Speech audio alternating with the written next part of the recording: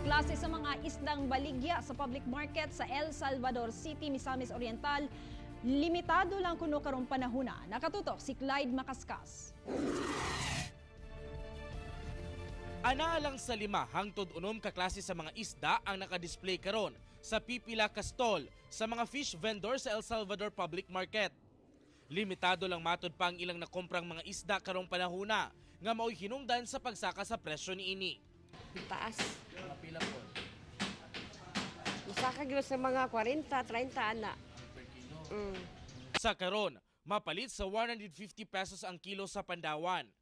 140 pesos matag kilo ang sa tabas og tabilos. 200 pesos ang matag kilo sa gagmayng lapu-lapu og 180 pesos ang kilo sa bangus. Doon na sa baligyang kapay sa nukos nga mapalit sa 180 ang kilo.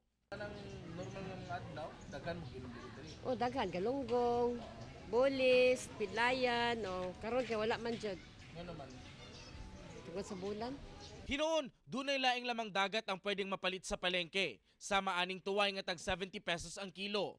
Bornay nga 80 pesos ang kilo. Kasag o gagmayng alimango nga tag 120 ang bugkos.